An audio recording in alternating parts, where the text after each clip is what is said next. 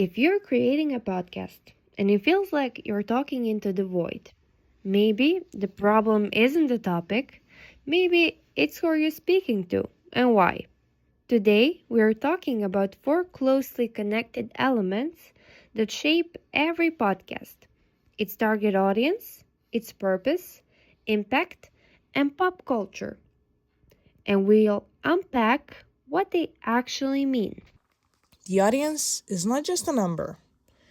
Just imagine 1 hour before an exam in a tram with your headphones and a podcast that pulls you out of autopilot. These are people that have some kind of routines and emotions, interests, and limits to their attention. Sometimes you just need a joke after a hard day, and someone else might need a clear list of steps for some kind of project. And even a third person sometimes just needs a reminder that they're not alone. If you keep that in mind while speaking, your content stops being into the void and becomes a voice that truly reaches them. Yeah. But a podcast, it's not just an empty talk. You're sharing your perspective and create some kind of social impact.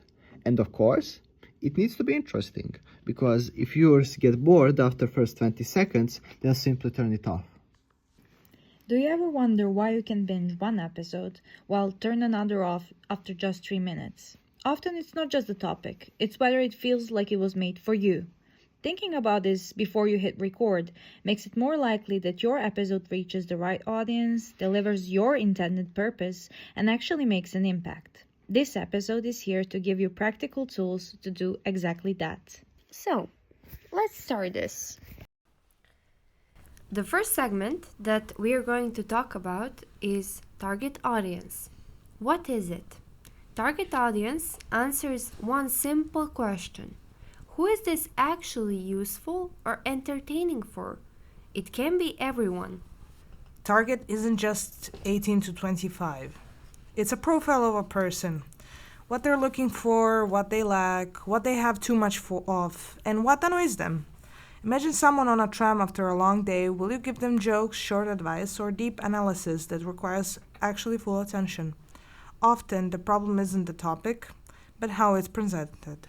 It's important to think about the barriers your audience has, and not just the technical ones like bad audio or long intro, but also language. Surely you've experienced being interested in a topic but getting lost when someone starts throwing around jargon or inside jokes, leaving you wondering if you missed on some secret knowledge.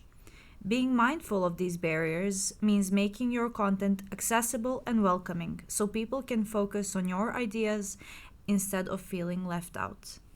It also matters where they are listening. For example, I listen while I'm on the bus or doing something else, but sometimes someone else listens while working out or walking through the city. So if you start slowly and vaguely, you probably won't attract many people.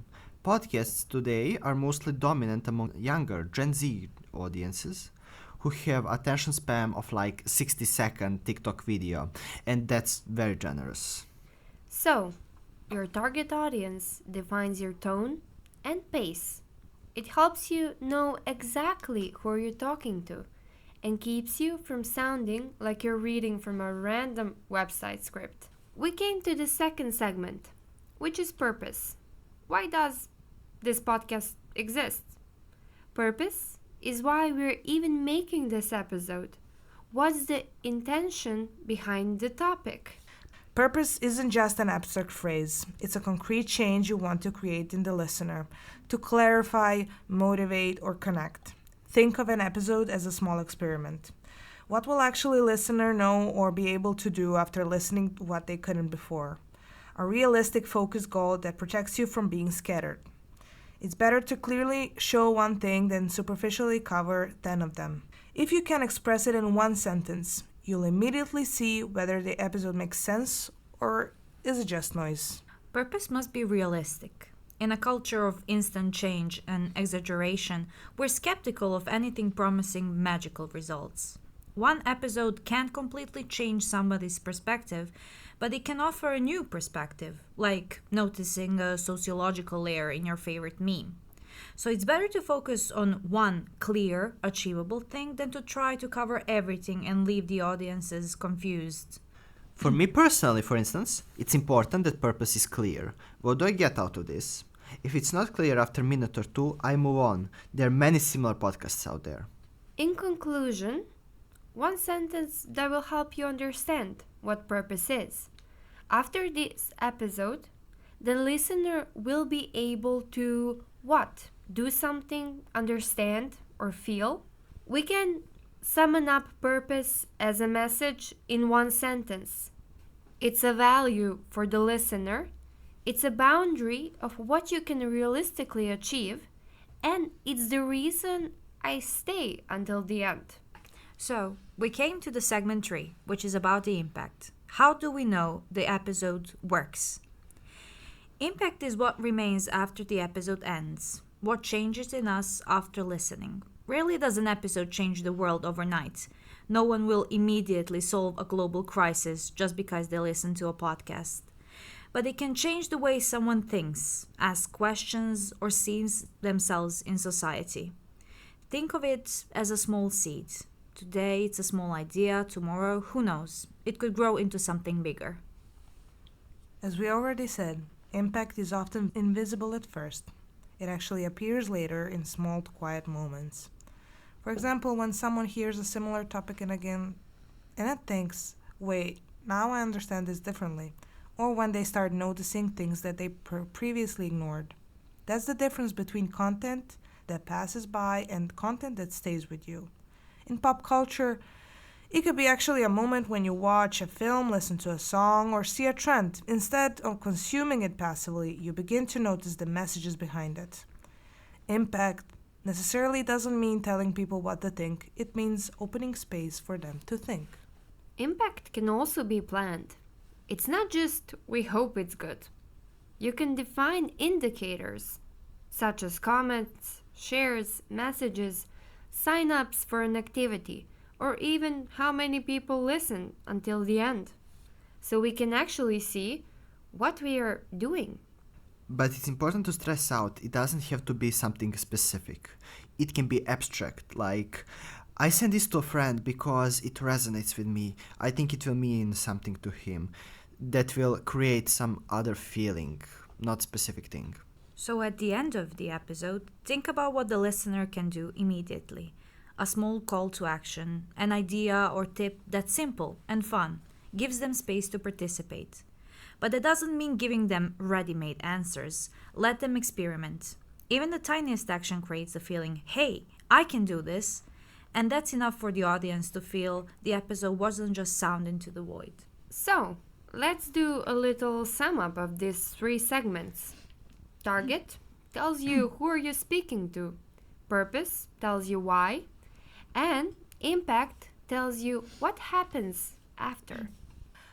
So remember when we mentioned pop culture? Yeah, so we're going to actually talk about it. Why is it important in a podcast?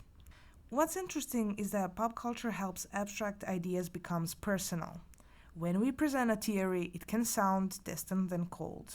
But if we connect it to a scene from a TV show, a song everyone has heard, or a meme we've seen all at 2 a.m. while scrolling, suddenly it's no longer just a theory.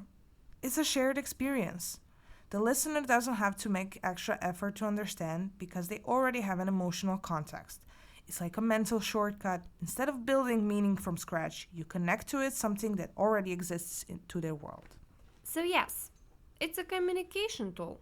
References are a shared language that helps us understand what we are actually listening to. But it has to be authentic. If you use a trend just to seem as cool, you'll sound like all the teacher saying slang to impress students. 6, 7. So pop culture is like symbolic capital. It shows our generation, taste, and how in we are. The references you use instantly reveal who gets it and who doesn't, like mentioning Stranger Things or Euphoria, and you can tell who's following along. Choosing widely recognizable symbols lets more people engage, connect, and feel like a part of the conversation. Pop culture is a powerful tool, but it requires thoughtful use. One rule you need to remember: a pop culture reference needs a function. It can just be there, without any context. It either explains something, strengthens an emotion, or builds a bridge to the topic and help us understand what we are listening to. Exactly. For example, instead of defining something, you say it's like in, and instantly it becomes clear. But please, just don't overdo it. Two good references worlds better than dozen random ones. So, a mini segment. Pop culture is actually a hook. It's a shared code that we can understand. It's attention with a risk of exclusion, and in a way, it's authenticity. And we kind of came to the segment 5, which is how did we end up here talking about this? We come from NGO Kid Hub, which focuses on non-formal education for young people and creating opportunities for them to develop their ideas, skills, and confidence. Young people don't come to us just to attend workshops, but to create things and involve themselves in projects, campaigns, events, and content that is meaningful for them and their community. GitHub provides space, mentorship, and safety for them to try, fail, and learn from it. Podcasting is a natural extension of that because it is not just a tool to say something, but a way for young people to become authors, shape messages, and see that their voice have a real impact. GitHub gave us the Erasmus Plus internship in Naples at the Vibe training, where working with people from different countries broadened our perspectives and showed how many approaches exist. On practical workshops, we learned everything from idea development and defining the audience to structure, recording, teamwork, and episode planning. Thanks to this experience, we now know how to pass these lessons to our audience, so it's not just theory. Listeners get concrete tools and understanding to make their content effective. That's why this format feels so natural to us. A podcast can combine education and storytelling and give young people space to feel seen. It's important that young people aren't just the audience, but active participants with their own voice in mind, not just people being talked to. And also, this episode isn't random. It's a part of a series that grew out of this project. What we learned, we're now turning into content that can help others understand how to build a podcast. We will bring this knowledge back through Kid Hub's activities. Workshops where young people choose topics, record short episodes, practice public speaking, teamwork, and learn how to turn an idea into something real. We do this through our annual program, I Have an Idea, as well as our youth hub, Tvorište, where young people can have continuity, space, and support to develop their ideas, turn them into real projects. Please follow us on Instagram page and on LinkedIn. Stay tuned. To close this episode, here's a mini framework that you can use in your future projects. You just think about who is my audience, what's the purpose, what impact do I want, and which pop culture reference am I using and why. If you have these answers, you have a clear podcast.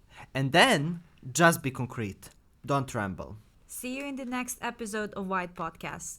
Bye. Bye.